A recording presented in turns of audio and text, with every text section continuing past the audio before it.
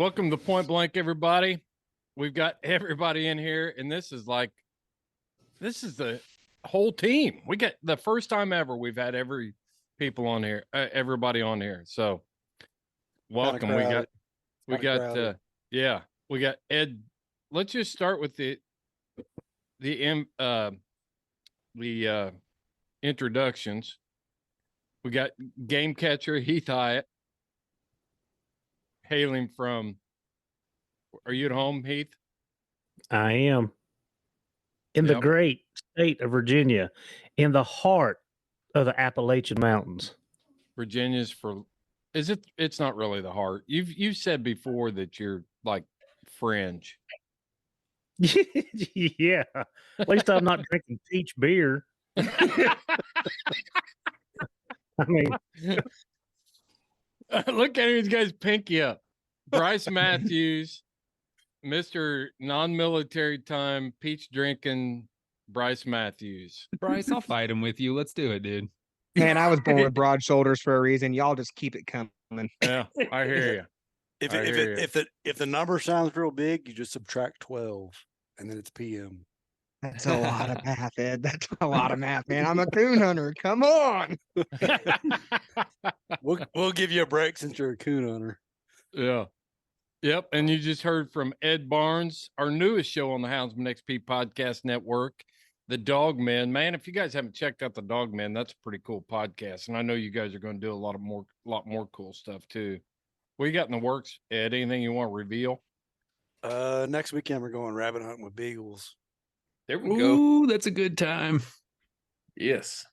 I haven't done that in quite a few years. I used to do it.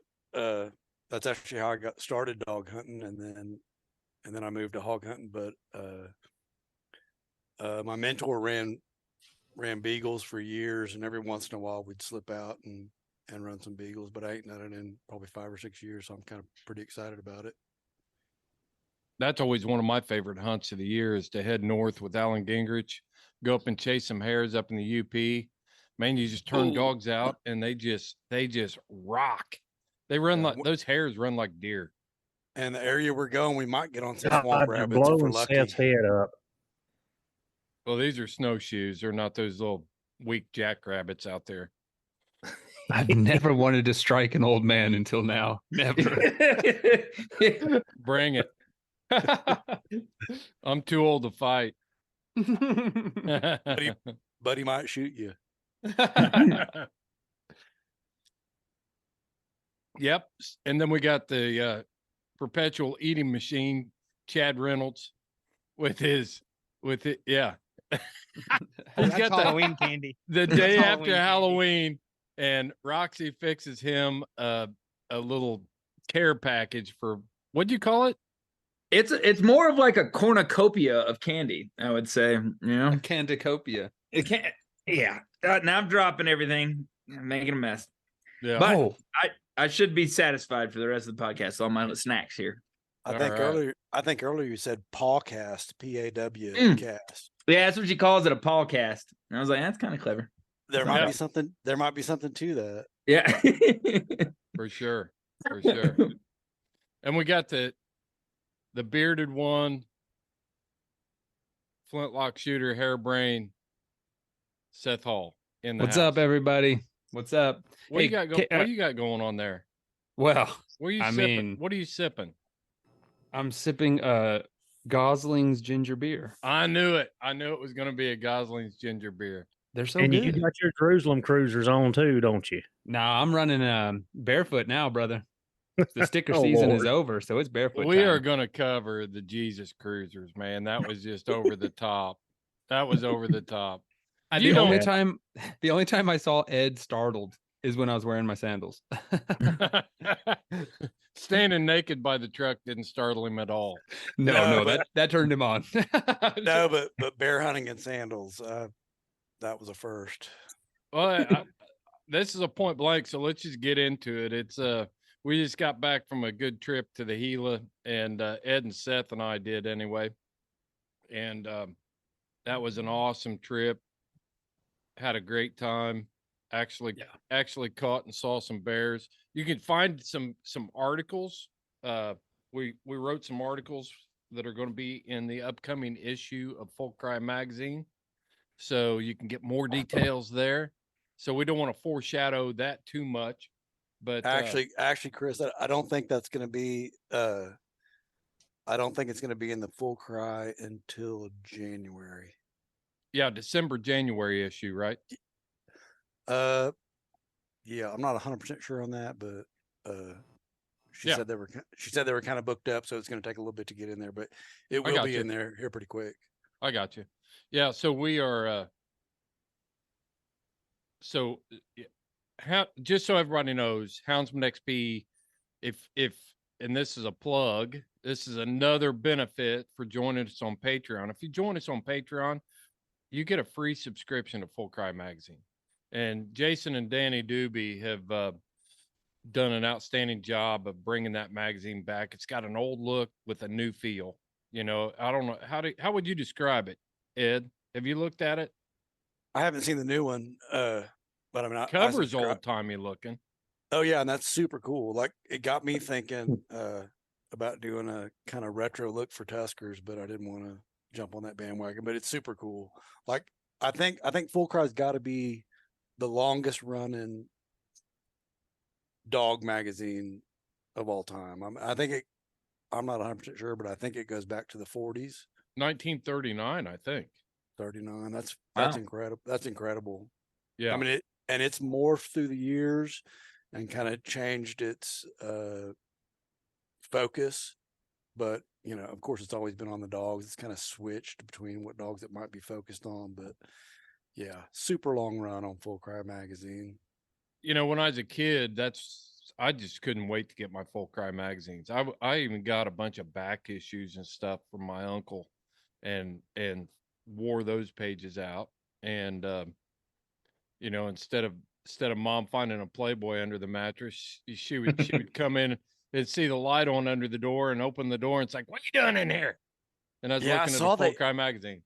Yeah, I saw they like I guess when they bought the magazine, because for anybody who doesn't know, here a few months ago, it was about to go under, and they picked it back up, and somebody new, and they're running with it. But I guess they got the full back catalog and everything, and they gave away.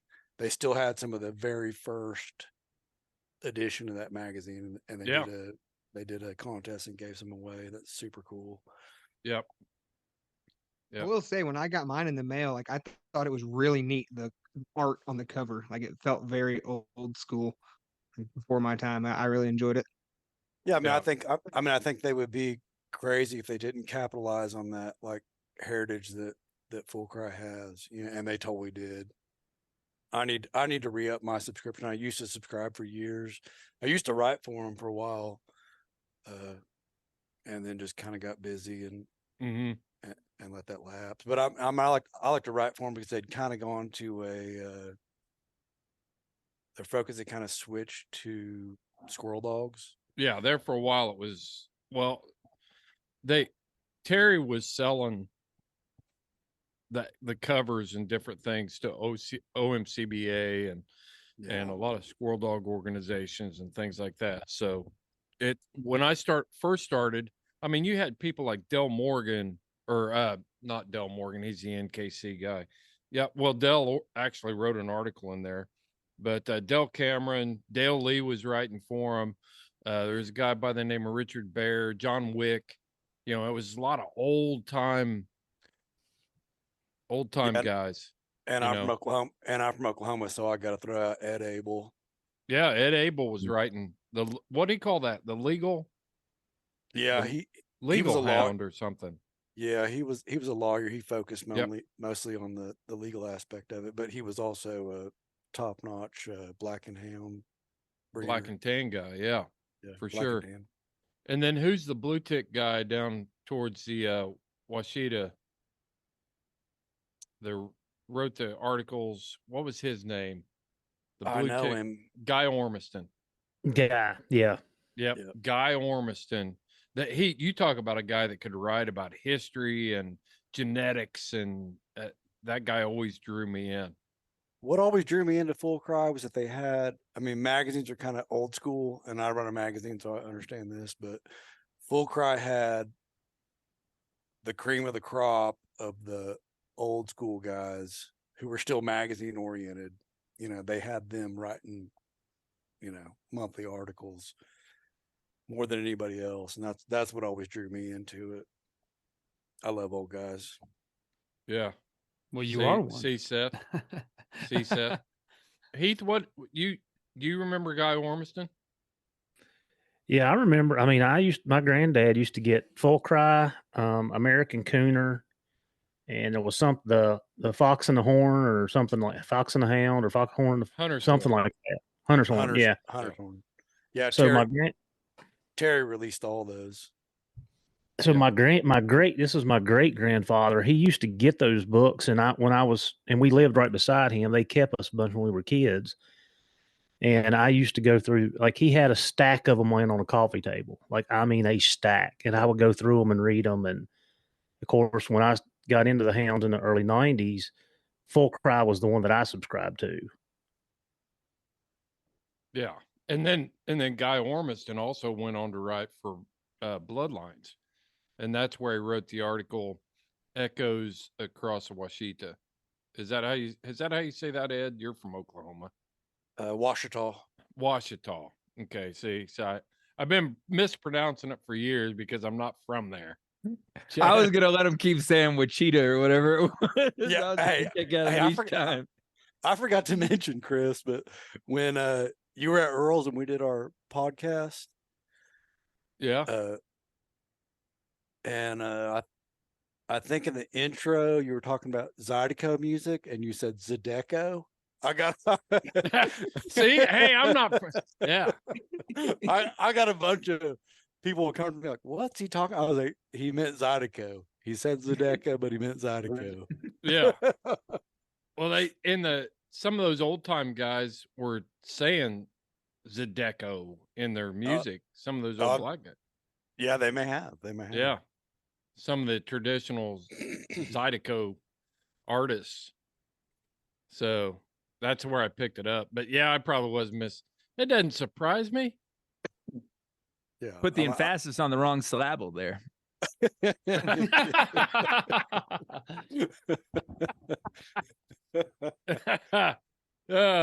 Let's recap that bear hunt real quick. The thing that, and Seth, you set all that up. You put us in the right place, and great campsite, man. Yeah, I love that campsite. I definitely want to give a big shout out. I had some help getting all that together. So although I did grow up in those woods, I definitely am not a bear hunter. So I had some help getting that site together. So I want to give a huge shout out to BB Ranch Hounds, Ross Blackwelder.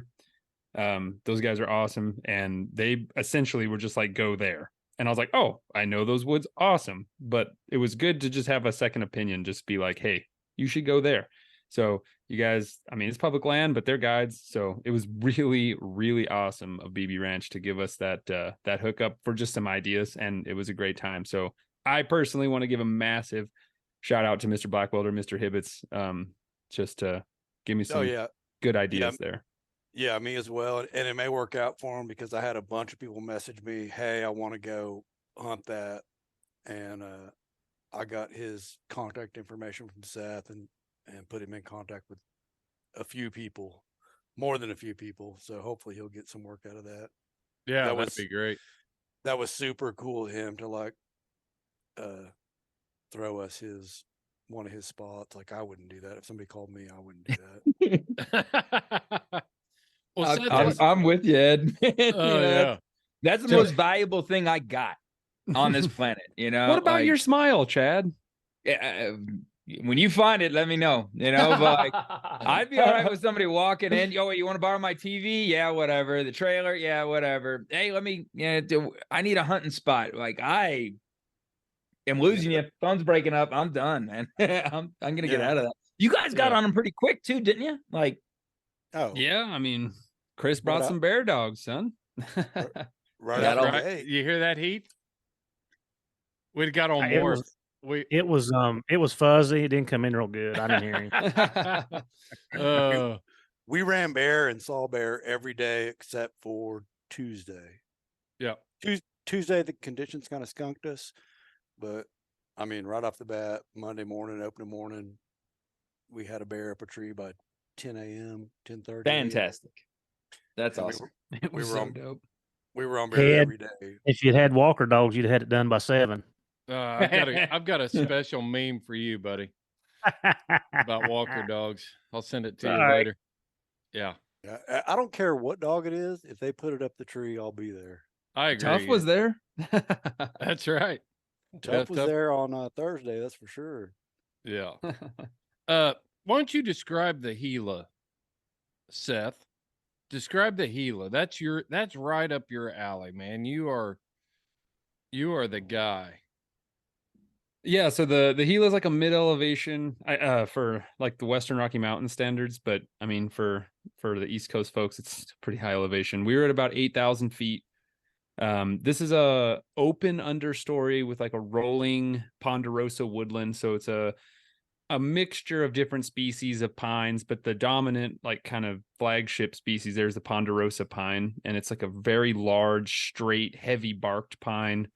The walking is a dream through that country. It's wide open on the understory. There's a lot of rocks in there, a lot of up and down crazy canyon country, with watered bottoms, which sounds kind of funny, but that's rare for us. So to have streams flowing in a lot of these canyon bottoms is why the bears were there. And it's not super common. The Gila is a pretty well watered forest, but how it's big not as is wet. that place? It's 4.2 million acres of unbroken public land. So where we were hunting, the nearest like private land was 38 miles away, but in some stretches it was almost 55 to any kind of private land. That's awesome. So yeah. And those woods are awesome. There's a lot of Native American history there. And there aren't any bears there, so don't come to the Gila. Just so you know. Hey, We struggled every day. And there's a lot of Ben Lilly history there. Yeah, that's what I was going to say. There's a huge amount of hound hunting history in those woods, a bunch of hunting history in general. Ben Lilly took Teddy Roosevelt hunting in those areas. So when Chris first called me and said we were going to do this bear camp, he said it was in the Gila, and immediately I was like, oh wow. And then I got off the phone with him, and then I was like, man, I think Ben Lilly's buried like right by there. And I like started Googling it, and immediately I was like, oh, we're going to hit his grave, which we did find his grave. Super cool. We didn't go to the monument. The monument really doesn't have much. I think the grave had more historical importance in the monument, but I was, treeing bears was cool, shooting bears was cool, but seeing Ben Lilly's grave, I think. Yeah, we loaded up and drove all the way over there to find that grave. It was hot too. It was hot. And we parked in the shade because the dogs were in the box, and we walked around that. How jacked up was that layout on that cemetery, Ed? Hey, the map for that cemetery is all kinds of screwed up. If anybody goes there to find Lily's grave, I don't know how we missed it, but there are big signs that point towards it. We missed those. And we didn't get around to it, Chris, but we're going to be there next year.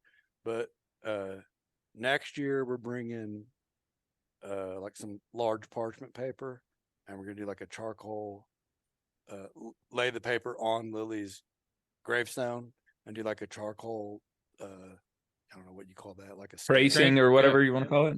Yeah, like not really trace it, but just like, you rub the charcoal over it and it'll, we forgot to do that. I remembered on my way home, but next year we're going to be there next year. So next year we'll do it. Yeah. I'm going to do that and frame it. That'd be so Me awesome. too. Me too. That's something to hang up for sure. One thing I do want to say is before everyone's like, oh, I'm going to jump in my hound trucks and drive to the Gila, I'm going to say this right now. If you're going to hunt it, get your hiking boots on and lose 30 pounds, folks, because you're going to be walking a lot and you're bordering the wilderness. And that's two about 2 million acres, and there's no vehicle traffic allowed. If your dogs go in there, you're walking the whole way, son. Yeah. And we walked a lot. Jesus cruisers considered hiking boots? I'm going to tell you right now, son, I value comfort. I'm going to tell you right now that if you can walk in a pair of boots as well as Heath or Seth gets through the country in a Jesus cruisers, you're doing good. I just He never showed thought up- it was that big a deal until I met you guys. You put that, do you really hunt in those all the time? Yeah, always. Or barefoot. Always, dude. Always. That's crazy. I mean, Do they have like little flames down the side? Like you guys I need to go- paint me a picture. I need to know. I got to go get a pair. They're sitting right out there. Is what I wanted to work today. Go get a Like- pair, and while you're going, we'll trash you while you're gone. But Okay, anyway, yeah, well, and while I can't defend myself. exactly. That's the whole point. So yeah, Seth Actually- shows up. Seth Go ahead. shows up on Tuesday evening. He was Wednesday late. evening. Wednesday. He was late, wasn't he? I think it was Wednesday, wasn't it? I showed up on Wednesday. Yeah, I had some work. Oh, he was or no, really late then. I had some No, family you were at a- commitments I needed to take care of, so I Don't was I had make to arrive. excuses. Seth, it was said- not family. You were at a pole dancing competition. I was competing too. Yeah. And we saw the pictures. It I was all haven't seen false, pictures. folks. So I wasn't competing. The other part's true. I wasn't competing though. My God, I'm not gonna. you compete. showed up. You hunted with us for 2 days. Yeah, 2 days, and Yeah, I so will you say showed up- late So you falls. showed up Tuesday evening. You Yeah, showed it up was very Tuesday, punctual. showed up Tuesday evening. It was Wednesday And- evening. Or no, It was Tuesday. It Yeah. was Tuesday evening. Yeah, because I got off the plane, woke up, worked a day, and then had to drive there. So Yeah. yeah, and I was like, I'll be there at 8:30, and I walked into camp at 8:29. No kidding. It was a freaking amazing. So getting back to like the condition of the Gila, you talked about walking. You also need to be prepared for roads that suck. Oh yeah, that's the Gila is legendary for its terrible tire destroying roads. So yeah, that's another thing I was gonna say. You better be ready to walk a lot, son, and you better have some vehicles that can handle horrible roads because you're gonna but that's what- destroy your vehicle. That's what makes it good. I mean, if the Yeah. roads were pristine, everybody'd be there. And, Yeah, it's not good rigging country at all. You're gonna have to get out and really hunt some bears on foot, which I was pumped. So that's what I wanted to do, and it was cool. So Yeah. Yeah.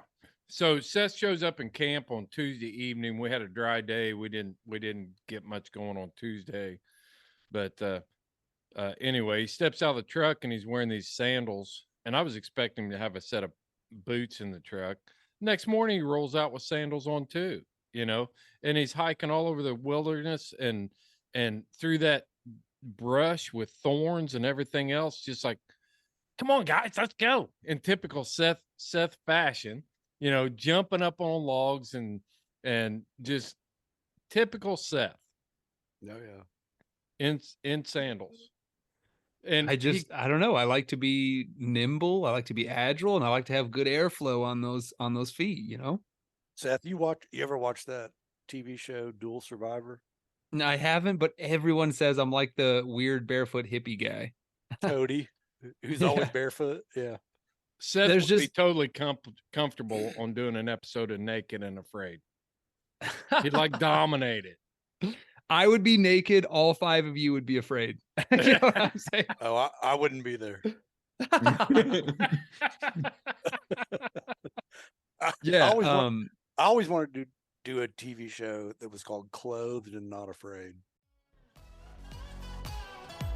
You know what app I use on my phone more than any other app besides the podcast app to listen to this here podcast? I use Onyx. Onyx Maps is the most comprehensive mapping system for hunters on the market today. I use it all the time. When I was in New Mexico, I was looking at 40,000 acres of ranch that I needed to learn. I flip open Onyx and just start studying the map. When I'm riding trails, I put the tracking app on. It helps me get around in strange country. I could mark water sources, food sources, bear sign, just all kinds of options within Onyx. You need to check out Onyx Maps by going to houndsmanxp.com. Click on the link On our sponsor page, you'll go right to OnX Maps, and when you check out, enter the code HXP20 and you will get 20% off of your order. Know where you stand with OnX.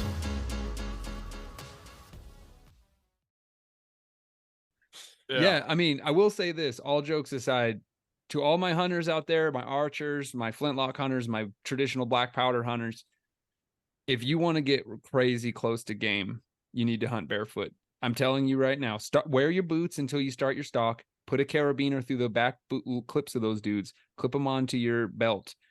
You will be blown away how soft and quiet your skin is.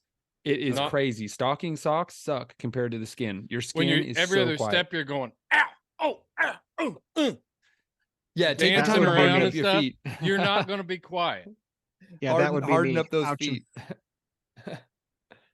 If I I don't take know how my my boots kids, off, though, they they run might. through the driveway. I was gonna say, if I took my boots off, though, they might be able to smell me in the next county, though. Like, what do you do? What do you do about that? Yeah, well, the sandals keep your feet very fresh too. That was another thing. Oh, The yeah. airflow, son, super fresh. But how do you keep your feet from just getting disgusting? Like when I wear Crocs, at the end of the day, I take them off. I mean, my feet are black. Okay, first of all, I have my limits. No Crocs, son. You're missing out. Yeah. Don't start bashing them. I've heard they're amazing, but they They don't are. slip. They don't hike in. They don't hike good at all. And to everyone that It's wants called to sport know, mode, Seth. It's called sport mode. yeah, I'm wearing the Teva Tawachi too. That's what I'm wearing. Those sandals are the bomb. It's all I wear. My feet do get disgusting, Bryce, but I mean, have you seen how Ed eats? Disgusting was just part of the fun. Like it was all good. And I, I might try that, Seth, because I'm kind of into the whole like grounding thing. Like I like to sleep on the Hell yeah. sleep on the ground because I think Absolutely. it makes me more in tune with like nature. That sounds like I'm sliding towards Seth, but kind of getting hippie-ish. But I think sleeping on the ground, like if you sleep on the ground, like the next day, I feel like more in tune with nature. So you might be onto something with the bare feet. Maybe. All right. I got a question then, because the hippies around me are real big into that. The butthole sunning. Have you heard this? I knew you were gonna say that. What? Have you heard of this? Not familiar with that. You were gonna say that. All right, I've witnessed this, sadly, walking through the woods looking for dusky grouse, and happened upon people with like straight up. They put their paint the picture in your head. They lay on their back and throw their feet up over top of their head, so they get full sun on their butthole, and that's supposed to do. Google it. I'm not even joking. I am not Bryce even Matthews has never been more aroused than right now. I am in awe. That makes no and sense. I could see if folks were like, all right, I'm gonna hide this, I'm gonna be quiet about it, I'm gonna, like, no, they do it in groups. So like, you get like 10, 20 people, they get together, strip down, and It's called naked yoga, Chad.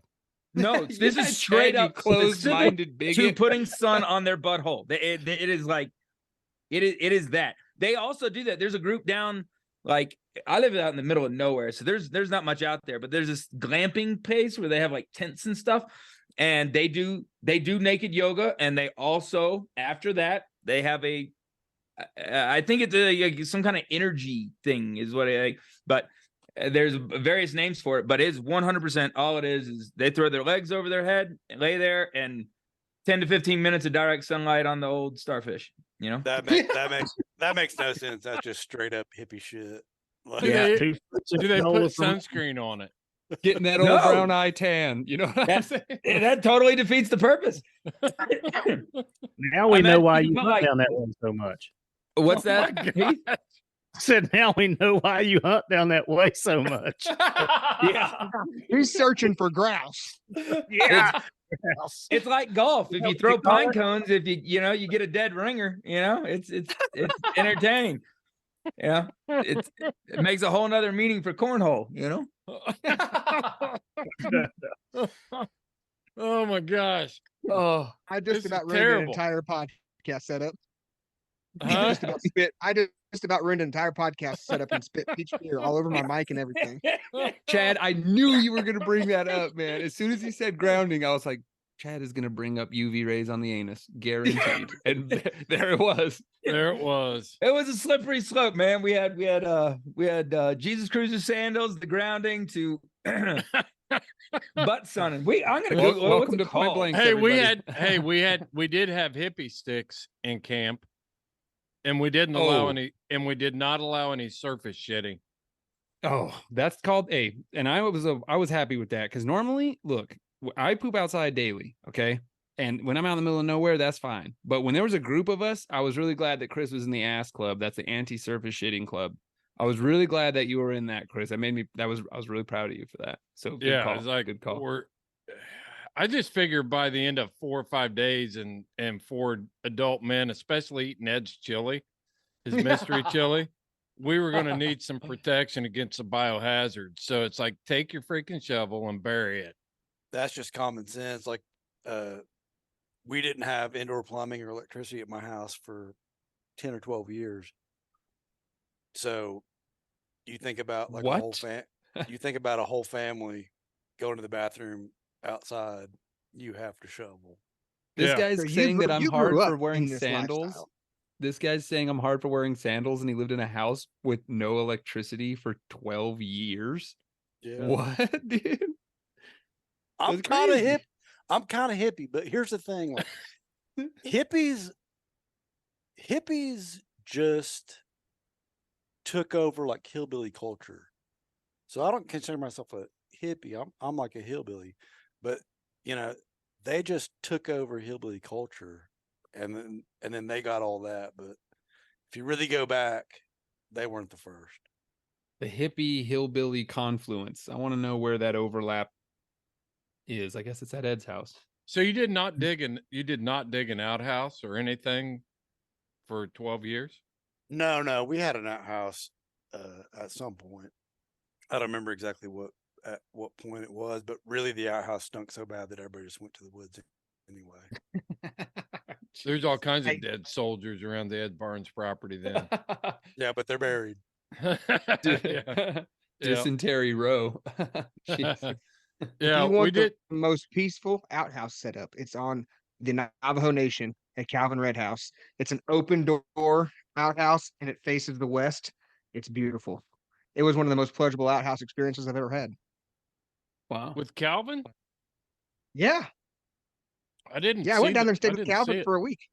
I didn't see the outhouse. Yeah, it's at his house. It's at his actual house. That's his bathroom. Well, he actually lives in a Hogan. And then they've got a traditional, well, I can't say traditional. They've got a modern house that his mother-in-law lives in. And then, but he and his family stay in the Hogan. I guess I did not see the outhouse. Saw the barn. Yeah, it's right across the driveway, like right by the horse pasture, kind of. I'll be where darned. he keeps his mules. Yeah, it's beautiful. It's a great way to do your thing. But it doesn't have a door on it. No, absolutely zero door. It's like, hey kids, how's it going? Hogans are awesome, guys. Google it. Hogan. That's a cool house, man. It's like a desert hobbit hole. It's very awesome. Yeah. Well, back to the Gila. We got to get back to the Gila and wrap that part of the podcast up because he's been producing cool stuff. Chad and Seth have been producing cool stuff, and Bryce has been cranking out. We want to recap a few things, but I mean, the Gila for me was like this great experience.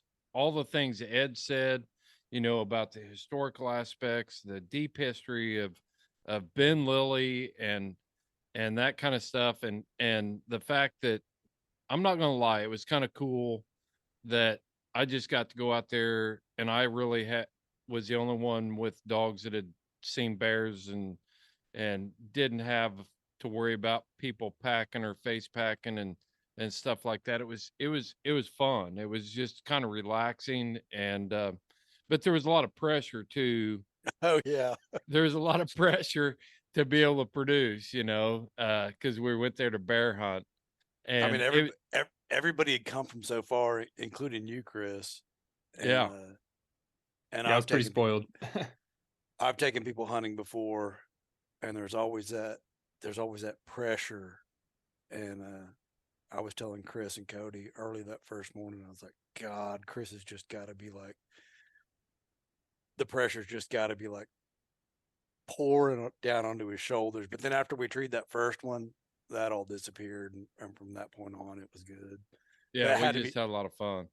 That had to be a huge amount of pressure. Oh, yeah. Yeah. I mean, you go there and you don't know, because you always hear about, hauling dogs that far and in different environments and stuff like that. One of the great things that helped a bunch on that was the bear hunting I did up on the Escondido or the Quintilla Ranch up in northern New Mexico. So they're used to bears and how bear scent works on that environment and that dry landscape and different things. So that was huge. They were coming off that pretty fresh, and then but there was still some pressure. It's like, because I'm not gonna lie. I mean, when I go to Virginia, if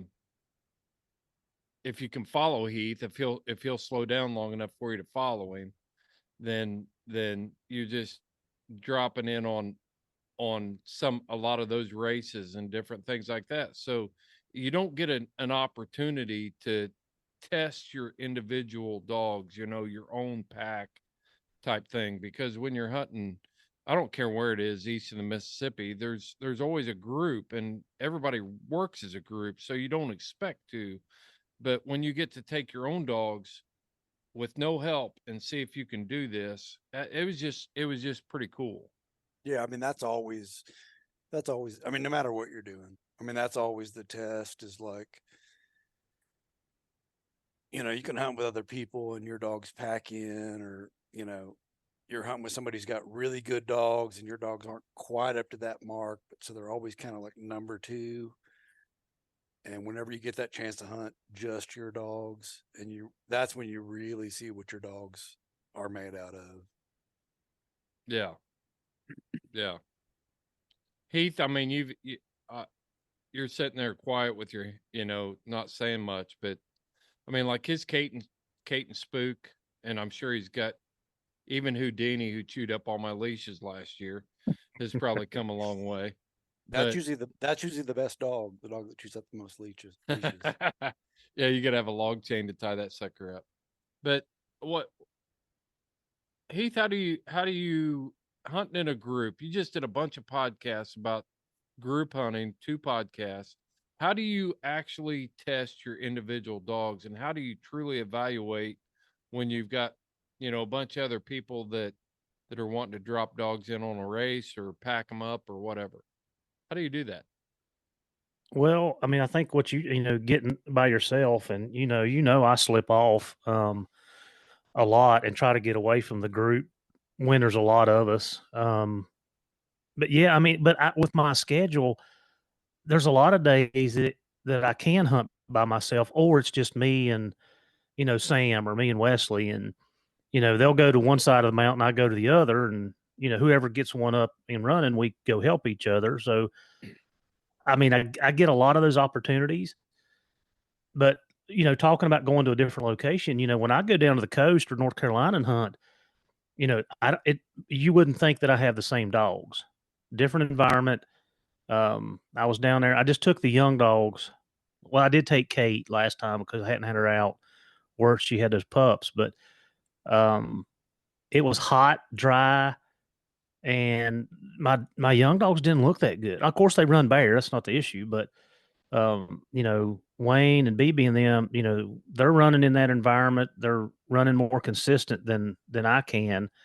And my dogs didn't look, I was not happy with how they looked. And again, I didn't have anything over 2.5 except Kate, but I didn't even turn her loose the last day. But you got to get by yourself. You got to do exactly what you just did.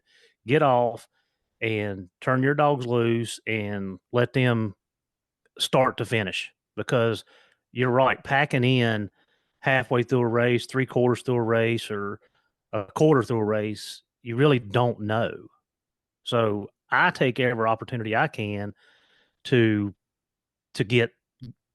get separated And I don't mean that in a bad way. It's not that I want to be away from everybody, but at the same do. time, I do.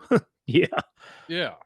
Yeah. But there's some etiquette there too, you know, on that side of it, because if people see you trying to continually, they're like, oh, what's Heath trying to do? Is he too good to hunt with us? He always wants it to be about his dogs. So how do you navigate that? Because a lot of our listeners, a lot of the bear hunters that we talk to are in the eastern United States. It's not hard to get by yourself in the West because there isn't anybody else out there. Well, it's funny you say that. I talked to Casey Heilman from Idaho, and he was over here working, and I spent some time with him, went out to eat with him, and he said he was amazed that we hunted in groups. He hunts by himself. Yeah. So that's something different than East and West. I mean, the guys out West are a lot different than we are. So how do you approach that etiquette wise? There are days that I keep my dogs in the box and I go help everybody else. And I tell myself on the way to the woods that day, hey, I'm gonna help whoever needs it today instead of me doing it. And I think I balanced that pretty good. So I don't think they get mad at me for it. If they did, they haven't said anything. But like I said, I make a purpose to try to help them as much as they help me. So it's a fine balance. Well, Heath, I think you did that podcast. Well, I can't remember the exact name of it. It was like how to not get kicked out of a hunting group. Yeah. What was it? Well, we did a podcast last weekend with Cody Fox, and I don't know that we got it in on the podcast, but when me and her were talking, I was telling her, has anybody here ever like had a breakup in a hunting group? Like I was telling her about how we had this breakup where I had to tell this guy, like, look, man, it's nothing personal. What it was is we had too many guys in our group. Yes. We had too many dogs, and the dogs weren't getting a fair shake because we just couldn't turn all the dogs loose all the time. Mm-hmm. And I was telling Cody, I was like, I totally had to have it was like breaking up with a girlfriend. I had to take the dude to the side, and it's nothing about you. It's nothing about your dogs. We can still be friends. But this is not working because we got too many dogs, and the dogs aren't getting a fair shake. So we're gonna have to call this quits. Yeah, you can still call me and stuff, and we can still be friends. Yeah, we're still friends, and it's not you. It's not me. you. It's me. Yeah. Wait, I had a How'd you buddy pick who him? Was he just the last one into the group, or the guy with the crappiest dogs, or how do you pick a guy then? He was the last one in the group, There and you he go. really, we have a pretty tight knit group, and it was kind of one of them deals where like, he invited himself to go hunting with us. We thought it was a one-time deal. It kind of turned into an every time deal, and then it had to be broken off. So basically, what would have happened though if he would have had really good dogs and really good places to hunt? I think it still would have went the same way. Okay. I mean, we have plenty of places, and we got decent dogs. It really wasn't about that. It was just that literally like everybody shows up, with 3 to 4 dogs. We are strict. We're pretty damn strict about 3 dogs on the ground at a time. And it got to the point where, on a night hunt, there'd be a lot of dogs that just didn't get their shot. They didn't get turned loose, Yeah. And there was plenty of time, and we would switch it up. So, I mean, there was plenty of times when my dogs were the one in the box. I hauled dogs to the hunt, but I didn't get to turn them loose. And I'm like, man, I got young dogs. They need to be on the ground every time we get a chance. So, yeah, sometimes you do have to break up with hunting buddies, and it's not you, it's me. Well, that sounds real familiar. Go ahead. Who is going to talk about it? I had a buddy who he was dating this girl, and they'd only been dating for a couple weeks, and he was like, "Hey, I gotta get up early the next morning and go hunting. Do you mind sleeping in the other room because you snore really bad, and I need to get a good night's sleep?" And this chick was like, "You're gonna choose me overrunning your dogs? And he was like, yeah. Or the other way around. And then she broke up with him like right there and left. And he was like, dodged a bullet. Yeah, I man, got they a just- really good friend that will date all year. He works with us and everything, and he'll date a girl all year. And unless he every year I've known him, he goes single right before hunting season. He does it every year. He's like, he goes, if you ever see me keep one, he goes, I'm probably gonna marry her. But he'll date all the way from the end of the season through summer, everything, and then right around, September-ish time frame, he'll find he's like, man, I got to come up with a reason, man. Help me out. What can I say? It's Bryce not you, just- it's me. Bryce he finds women that want to go hunting with him and have kids that'll go hunting with him. Yeah. Hey, I'm telling mean, you, we went last night, and I had my boy in the woods with me. I had Nikki in the truck. She had a blanket, a pillow, her phone on loud, and whenever we needed her, she actually answered this time and was a good truck man. Come around and got us. That doesn't always happen. That's valuable. I'd say 80% of the time she's asleep. She did let a landowner drive right past her one time and failed to let us know that they were coming. She was asleep. But last night she did a good job. Who was yeah, it? The game I'm- warden? The game warden? No, a landowner. It was a Oh. landowner. She was parked. We had the truck parked on the road, and the landowner drove right past her down the lane. She failed to let us know they were coming. Now we had permission, but still, if there's a vehicle, coming through the woods in the lane, you usually say something. And Right. no. Yeah. I got back to the truck and she was zonked. I know how she feels. The last time I went coon hunting, as soon as I got back in the truck, I fell asleep instantly. I felt bad. You But slept yeah. all through the hog hunting deal too down in Yep. Texas. I do. So- I'm not a night owl. I tell everyone Yeah. that. I got a lot of Yeah. energy during the day. My bedtime is 9:30. At 9:30, Seth Hall clicks off. I only have two modes. We're pumped or asleep. It's like full throttle or sleeping for Seth. Ed, what do you 100%. wanting to say, man? I Well, know where I know where you're going. I want to pile in on this conversation. a couple things, but first, hog hunting is boring, Seth.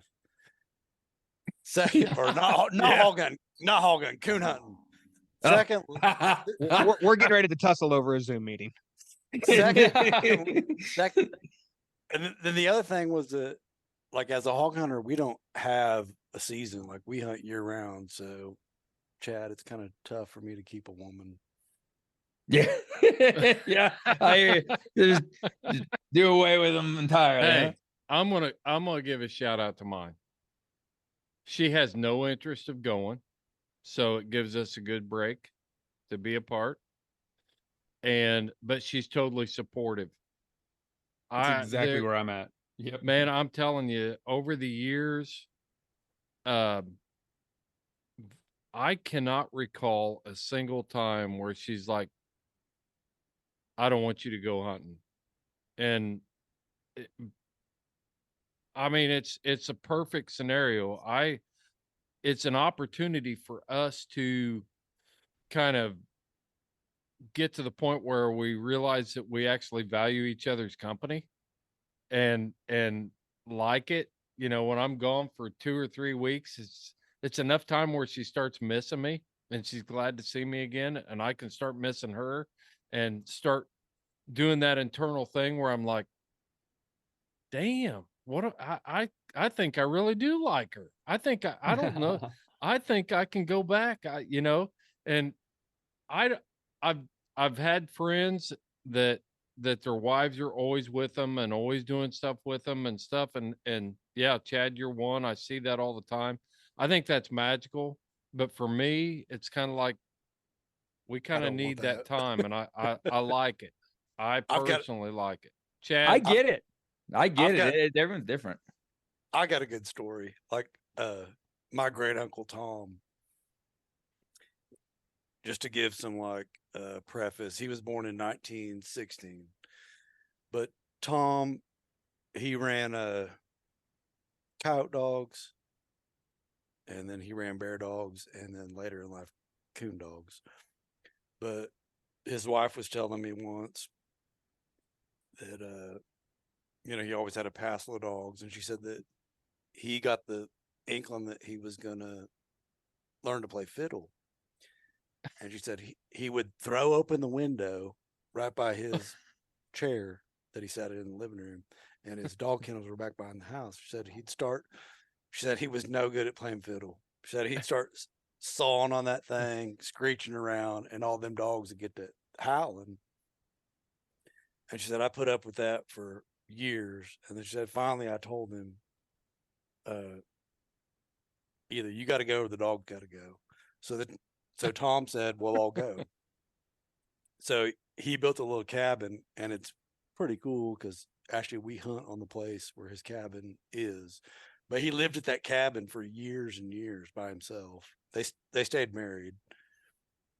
And I was talking to Tom. Tom was I think he was 91 at the time. And he was telling me about it. And he said, Ed, best years of my life. he said, I ran dogs whenever I wanted. He said, Margie would come to my house after church on Sunday. He said she'd bring me a week's worth of food. She'd pick up my dirty laundry. She'd do her wifely duties and leave. And then Sunday night, she'd bring back clean clothes for the week. And he did that for pretty close to 15 years. And then when he got... How many years? About 15. 15. And then when he got kind of in bad health later in life, he moved back in with Margie. But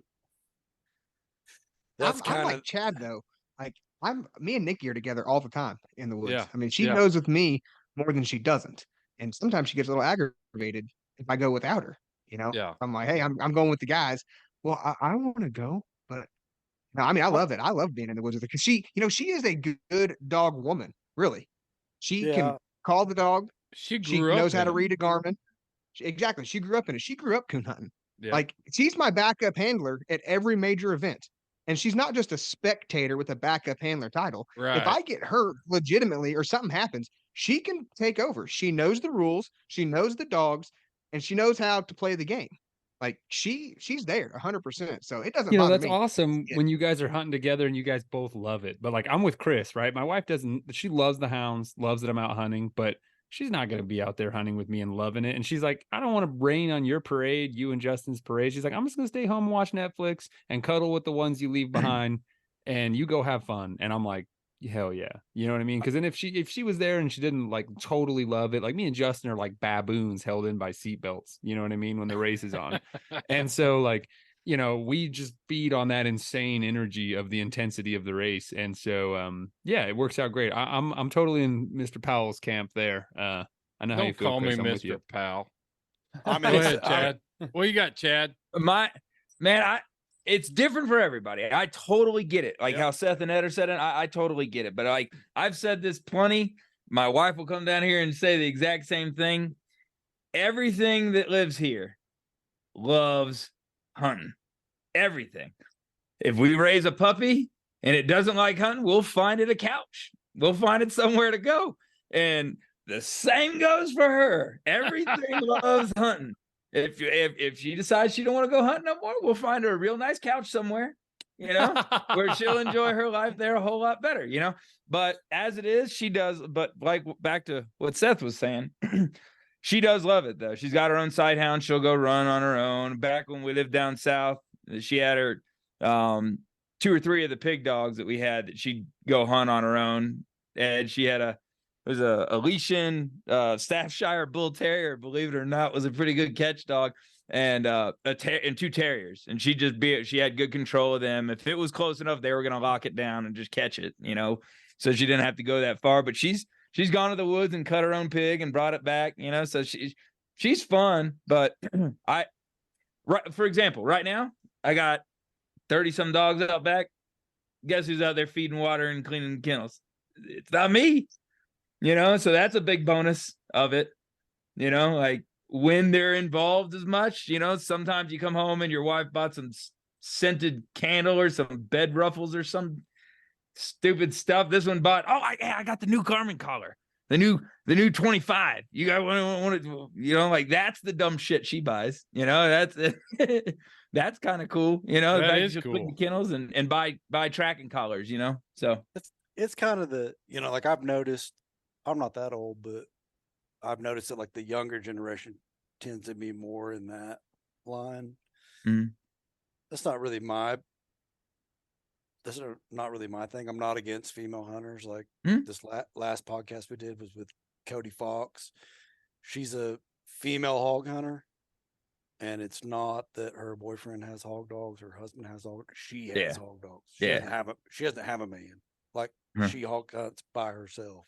That's totally cool. Like that's totally cool. Not my thing. Like to me, hunting is like the man's time. I mean, that's more of a kind of a Southern thing though, because I've got friends down through Appalachia where it's, the women will fix the food and send it up. And my wife is kind of like that too. She's very traditional and doesn't. For us, when I leave town to go hunt, and that's her opportunities to do the things that she really likes to do, spend time with her daughters and her mom and do that sort of stuff. And it's not that, we've devalued the role of women in our culture. I don't know if we have or not. Huh? They can do both. I don't know if we have or not. I mean, and that's kind of the tough... let me explain. We've tried to our culture has told women that they can do anything a man can do, and yet, man, I appreciate the fact that my wife thinks that her first and foremost duty is being a mom to her kids and a daughter to her mom and a wife to her husband and things like that. There's things that she does that I can never do, and I like that. But I don't have anything. I'm with you, Ed. Heath, you've done a podcast recently with a young lady that deer hunts. Chelsea hunts.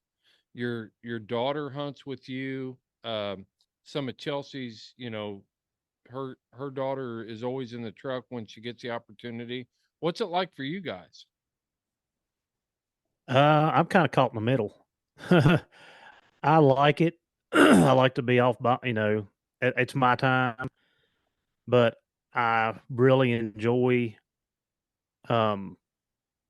Maddie or the girls being with me. Chelsea will go some. We all make fun of her and pick and carry on. We tell her she don't need to be off the pavement because every time she steps off the pavement, she gets hurt. And I know she's probably gonna smack me in the back of the head here in a minute, but she probably will. Yeah, I mean, she'll go with me some, but I also have enough time by myself. And kind of back. This kind of goes back to the group. Like I have opportunity to, like, my schedule allows me to hunt a lot of times when other people can't, or hunt more. They can take a week off, and I'm off for the whole month of December. So I get plenty of opportunities to get it in by myself. Mm-hmm. So the couple, like Maddie can't go, but on weekends, and then when she's out of school, she'll go when she's out for Christmas break for those 2 weeks. I mean, she'll hunt with me every day that she can. So yeah, I mean, I'm kind of in the middle. Like I like, that's my, I like to be out with the guys or out by myself. Right. And when they go with me, like I said, it's not overwhelming. So I'm kind of in the middle. I had a hunting daughter, man. She was just absolutely, I mean, even when she was a little kid, my son, he could take her to leave the hound stuff. He hunted other stuff. He turkey hunted, he squirrel hunted, he deer hunted, he did, but I flat burned him out on the hounds thing. But Cora, man, if that truck was, she knew that when it got dark, I was leaving to go hunting. And I would tell her, she'd be like, I'm going to go hunting with you tonight. It's like, nah, you need to stick around the house because I needed a break. Or she had school the next day and I'd get busy or distracted, loading dogs or grabbing something. I'd come back and she'd be sitting in the passenger seat with this little smirk on her face. And I was like, I thought I told you weren't going. She goes, yeah, I know, but I need to go tonight, and she had her own dog and she would bear hunt with me. And I miss that time with her that we shared. But at the same time, she got the value of it. She moved on, you know. I don't devalue. I don't want anybody to get me wrong. I'm not a misogynist, bigot, whatever, anti-woman hunter. That's not what I'm saying. But I enjoy my time alone too. And for me and my wife, it works out. Yeah. I mean, I may not be the best example because I'm not married anymore. But And there's done that twice. but used to, you know, I might come home at 5 o'clock in the morning with a truckload of guys and walk into the bedroom and go, hey, are you awake? Can you cook us breakfast? Oh man. The I know what the audacity. reaction I'd get. It's The like, audacity. yeah. I mean, she would, but like I say, I'm not married no more. Hey, Ed, that's Well- the difference in yours and mine is mine, and this is not just tooting her horn. She, out of the graciousness of her heart, she would have it made without asking. That woman, I would starve without her. Hey, Since well- her and I got together, I mean, I haven't missed a meal. She is a cook and a half, and she loves to cook to feed an army. Okay. Well, Bryce, you might be aware. Yeah. Because mine was like that too. I just think it's an individual thing. I think everybody's relationship on that aspect is unique. And if you can make it work, then make it work. And as I get older and my value systems have changed. So I know when it's time to come home. I know when I'm Yeah. pushing the envelope too far. I mean, we're working on 30 years. Yeah, of I'm like you, marriage. Chris. I was married for 25, and I'm like you, Chris. Like I could walk in the house and be like, I'm going to Texas and be gone for 10 days. That was totally fine. And she never told me I couldn't go because she knew that wouldn't work. But there were times when I got invited somewhere and I said, man, I've been gone a lot. Yeah. I wouldn't even bring it up. It's like, no, I need to be home. I need to make this ball game, that ball game. So, but it's kind of a generational thing. And like I say, the younger generation, they're intermixing a little bit more than me and your generation did, Chris. And then like my dad's generation, my dad is blown away. My dad's 77. He is blown away at the idea of like women hunting. So it's just a generational thing, I think. Yeah. Yeah. Yeah, I think you hit on something key there. I mean, it's like anything else. I don't care if you're playing golf or you're into race cars or whatever, or hounds or whatever. If you don't know where to put the brakes on it and it totally lets you consume you, then you can get it into some problems. But the main thing is whatever works in your relationship, go for it. That's for you to decide, not for us. I have known so many guys that got divorced over hunting. So many guys. He's just raising his hand. Yeah. But you're talking about, I interviewed Whitney Clements, and the reason that she loves it is because of her dad. Her dad was kind of like it's kind of like Maddie. Her dad, she spent all her time with her dad, and he spent all his times in the woods, and he run deer dogs, and like that's what started her passion for it. And like even the guy that she dates now, like that was a big thing for her. Is he needed to hunt. Like she needed to know that he was a hunter. So that was something maybe that I kind of thinking about what Ed said, looking back at my great grandfather. Of course, my granddad. Neither one of my granddads hunted, and then my dad. My dad would have never thought about taking my sisters. Yeah. So they would have never had that opportunity. Yeah. Where, you talk about, your son versus like Maddie and Tyler. Like, I think I done the same thing with Tyler.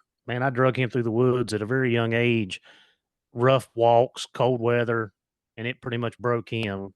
And he'll deer hunt some, but he's more into the cattle. You know, his granddad raises cattle, and that's what he loves to do. Yeah. Where Maddie, I never forced Maddie. She was interested. Hey, what are you doing? And she loves the dogs, and that's kind of what piqued her interest. And now, like I said, if she's able, she's in the truck with me, or or on the boat with me. So she's always with me, and I think maybe that's where we've changed as a generation too. Well, I mean, that's so. that's the thing. Like even Chris was alluding to. So I have 2 daughters, and every day before I would get ready to go hunt that night, I would ask my son, my 2 daughters, "Do you guys want to go?" Lots of times my daughters went. All got with me, which my grandfather's generation that question wouldn't even have been posed. And they went with me. They liked it. So that's kind of that like transition period where like I'm not, I kind of, I'm old fashioned. So I view like hunting as like a guy's time, but also, I mean, in the same vein, I'm willing to take my daughters, and that's kind of that bridge between the old generation and the new generation. And I would totally expect that if my daughters got with a guy who hunted, that they would be right there with him. And I'm not opposed to that. It's just like, it's not my thing. I mean, I'll take my daughters, but to me, hunting is like a male thing. But if that makes any sense, it's kind of a, Well, I think it's just a cultural thing too, and you take somebody like Chad who doesn't have a son. He's not going to, he's going to share his experiences with his daughter. I had a son and 2 daughters. My older daughter would hunt with me occasionally, but the value of it is she grew up with the whole life experience and the culture of it. So we still accomplish the mission here. When somebody says hunting is bad, then she can say, no, it's not.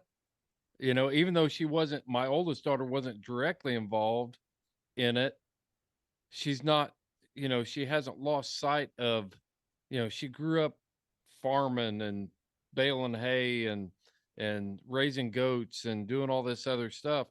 And that's good too. It all works out. yeah. And I think Heath and Chris, you both alluded to it, but, and I was cognizant of this and always tried to keep it in practice. But like when you're talking about hunting with children, you got to keep the excitement and the action up. Like, don't take a 5-year-old deer hunting where you sit, in the woods for 6 hours, totally silent. They tend to get bored. So like when I would take my kids hunting, it was always try to do it like high excitement hunting, like hog hunting, squirrel hunting with dogs, where we were constantly doing something, and they enjoyed hunting because it was active. I think the thing that epitomizes that whole thing was a photo that Chad posted a couple weeks ago on social media with his wife and his daughter. And what was Roxy wearing? Holding up that was freaking classic, dude. It was a rainbow colored tutu and rainbow colored ballerina tutu with camouflage boots. And she had duck blood all over up to her elbows. So that was freaking awesome. I'm just like, you let her do her own thing. You capture all of the things that I'm telling you, man, boys and girls are different. I don't care what anybody says. And Roxy wants to wear a tutu. I'd be concerned if my son wanted to do that. But if my daughter wanted to do that, I'm all for it. And put the camouflage boots on her. That was a classic photo, and I thought it captured so much spirit of where we're at in this day and age in hunting. Well, what's the funniest thing is I even kind of shy from putting it on on social media sometimes, but like, you know, you cripple a duck, the dog goes and gets it, the dog hands it to me or gives it to her. You know, we're working on her, the dog retrieving to her a lot too. And it came back to life and start flapping. And we're like, what do I do with it? I'm like, kill it. You know how she's slaughtered ducks that we, you know, like raise here. You know, we'll take out the good, you know, slaughter them, take out the parts we want and feed the rest of the pigs. So she knows how to do it. So she, you know, she killed the duck in her rainbow tutu. That's why it had blood all over it, you know, like so it's hilarious watching her. She's only 5.5 years old too, you know, like it's pretty funny, you know. And then on like the double that, something I just posted, it was the day before yesterday. So I had 3 generations of Reynolds women out there duck hunting the other day, you know. That was pretty cool. My mom's a damn good shot, believe it or not, too. She won't touch a gun for nothing. Like she likes guns, don't get me wrong, but she won't have a reason to pick one up because like just her health now, she isn't like zipping around as much as she used to, you know. But then she'll come up here and she'll take a shot at a prairie dog 100 yards out with a 22, you know, and I'm like, dang it, man. I can't let my friends see that, you know. They'll make fun of me forever that my mama can shoot better than me, you know. So yeah, it's fun. But it's for everybody, you know. And to double down on kind of what Ed was saying earlier, you know, he was saying he thinks it's, you know, for him it's a man's time, and there ain't nothing wrong with that. You know, I want to make sure that people don't take that the wrong way, because there's a lot of folks. There's certain types of hunting, like hound hunting. I like to be with buddies. I really like to be with buddies. But when I do falconry, I like to be alone. Everybody just gets in my way. It was the way I feel when I'm doing my falconry, when I'm hunting with my birds. And I like to do that on my own. My bird dog hunting, a lot of that's on my own too, you know? So nobody would think anything negative about me saying I'd just rather not hunt with anybody. So I don't see why it'd be wrong with, you know, someone saying, well, I just rather hunt with the buddies, you know? Like, I don't think there's any, you know, so it's just everybody's different, you know? Well, I mean, the whole thing boils down to I'm very old fashioned in this sense. There's certain things that when I'm with a buddy, it doesn't mean anything if I just walk over take 3 steps away and turn around and take a leak. That's right. I've done it across the hood, you know, just pee on the tire, be like, hey, grab that shotgun out of the back real quick, you know? Yeah. You know? But if Heath's there with Chelsea or you know, if Nikki showed up, I'd feel obligated to walk off in the bushes.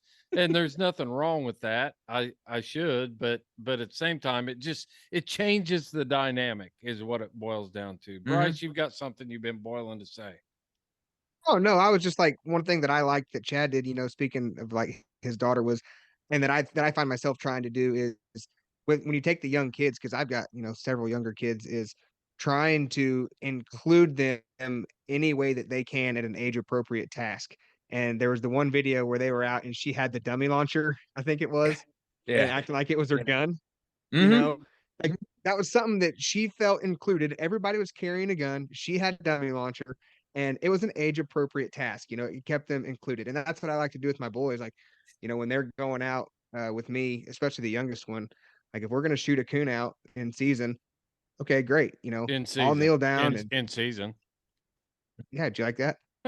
I'll I'll kneel down next to him, and it might take 15 shots to get it out there, but you know, it's 22 and it's teaching them something, you know, or let them have the Garmin and you know, peck around on the extra Garmin just to learn how to use it. You know, it's age appropriate tasks, but you know, like Ed says, they get bored with certain things. And so with hound hunting in general, I don't know very many hound hunting sports where it's sit still, be quiet, don't move. Exactly. You know, the kids can be involved and they can have a task.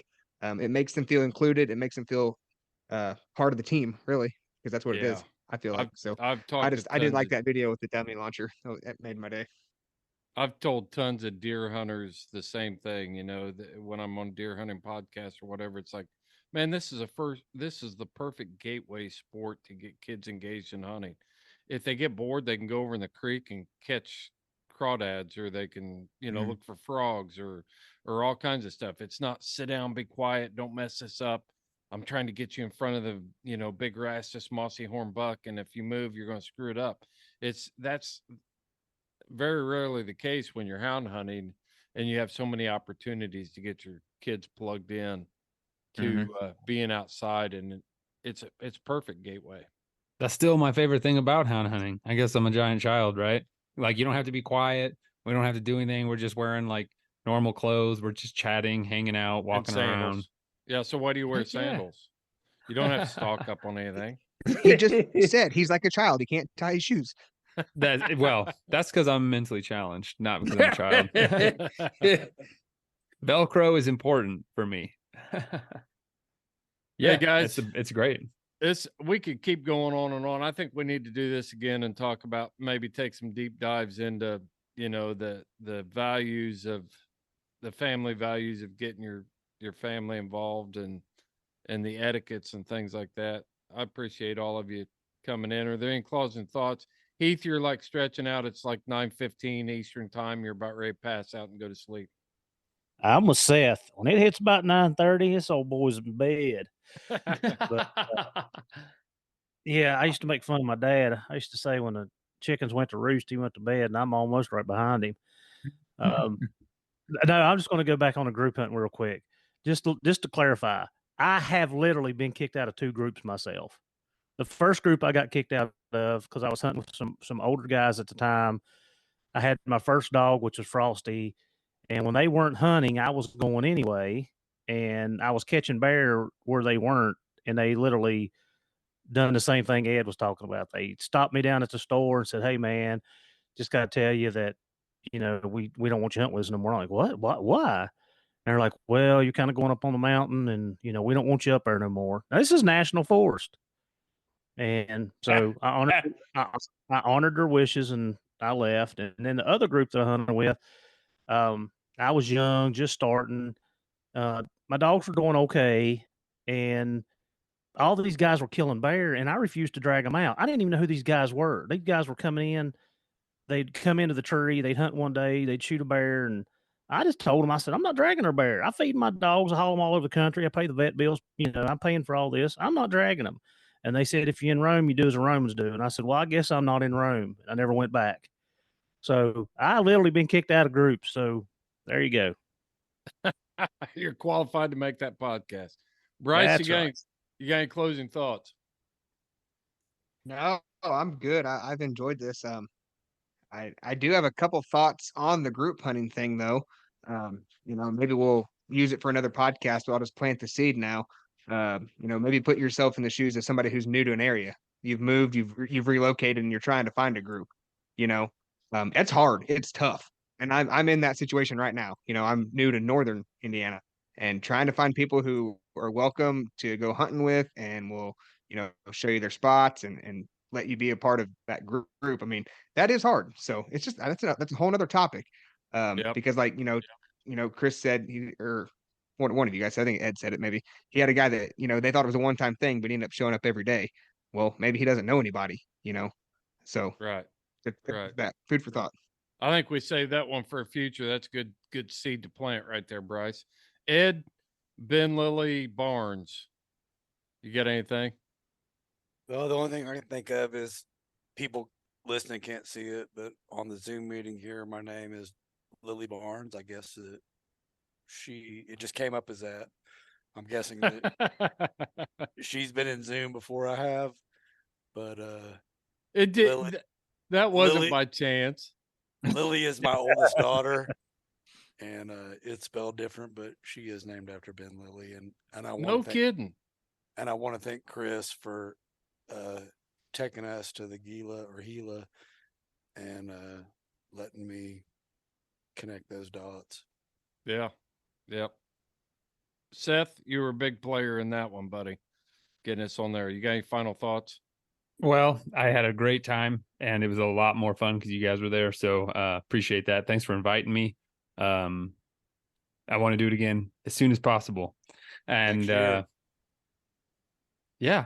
all I had to add. I really was just I had a lot of hype going into that. I knew it was going to be good. I'm glad we put up some bears. It was really cool to tree some bears in my backyard, and I'm really glad Chris brought some good bear dogs.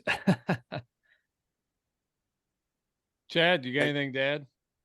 No, man. I just saying, congrats on, You know, all the good work. I've been there before. I think most of us have, where you travel and go somewhere and, oh my gosh, you know, are they going to be good? Are they this or that? Did they get into some funky water? Are they going to have the squirts before the day? You know, so like, man, I know. I think all of us know that feeling. Like once you got under the first tree, like, man, you know, it's all downhill from here. So I didn't get to make it, but it sounds like you guys had a blast. I liked all the pictures y'all took, that's for sure. And you know, treeing first day, that doesn't get much better than that, man. So it sounds like y'all had a great time.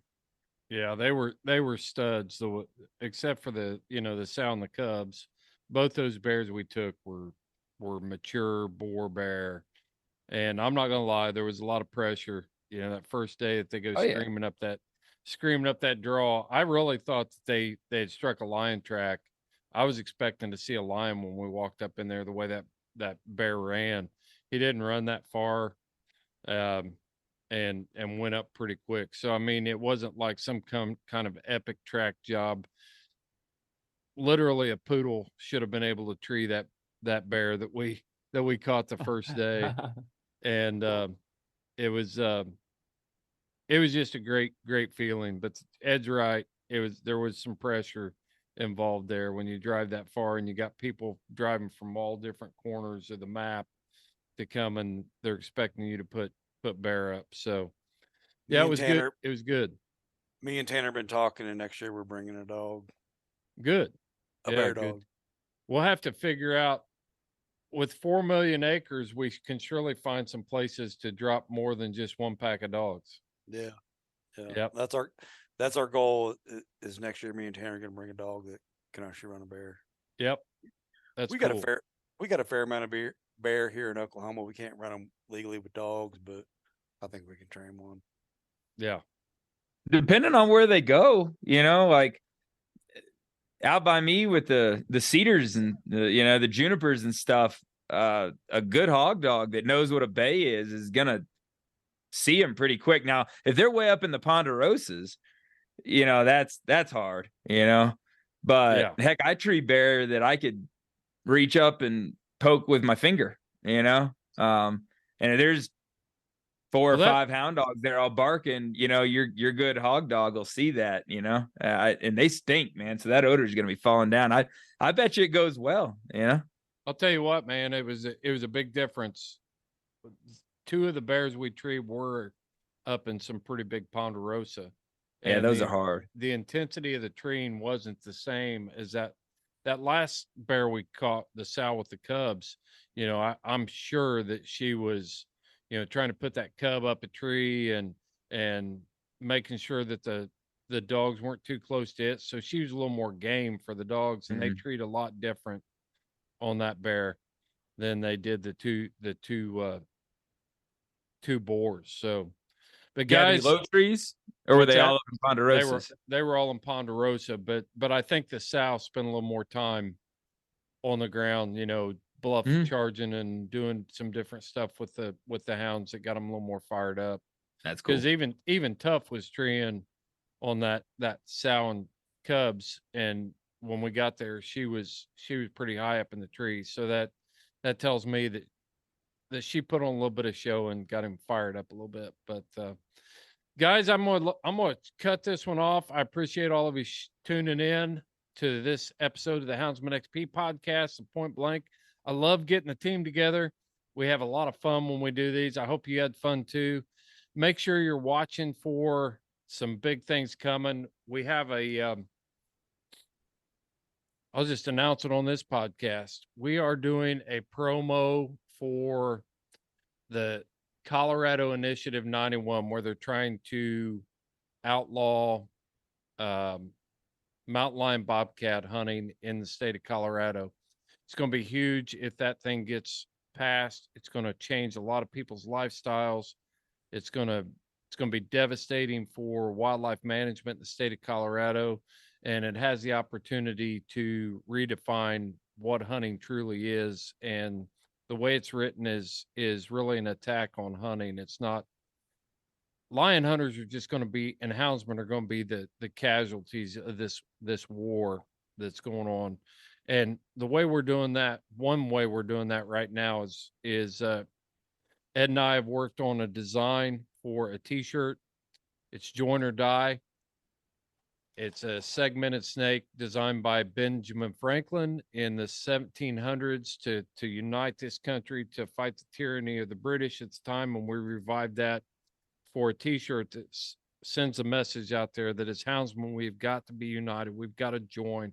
We've got to figure out how we're going to stand up to this. And we've got to come together as coon hunters, hog hunters, deer hunters, hare hunters. I don't care what you're hunting. If you're hunting with a dog, you need to be united on this front. And that t-shirt is and sweatshirt hoodie is going to be available on our website at houndsmenxp.com. We're doing pre-orders until Thanksgiving to ensure that we can get everything delivered by December. We'll run the item continually after that, but on this initial push, you've got until Thanksgiving Day to ensure that you can get that for the houndsman in your life and make a statement. And those proceeds are going to go directly to fight this. I've been in several meetings so far. It's well orchestrated. I feel confident that this is something that we can win, not only for us as houndsmen, but for science-based wildlife management in this country. And that's really what this boils down to, is people are trying to abolish our freedoms and our rights to hunt and saying that it's an emotional issue rather than a science-based wildlife issue. We have got the most awesome track record with the North American model for wildlife conservation. It's a proven model. There would be no wildlife on the landscape without it. And yet there are people who are trying to redefine what wildlife management should be in this country. And we've got to stand up and drive our stake in the ground and say, not another inch. And that's what we're doing here at Houndsman XP. So look for that promo coming up on all our social media, all that stuff for this join or die design that we've come up with for you as houndsmen. Guys, that's all I got for this episode of the Houndsman XP podcast. Thanks for listening. This is Fair Chase.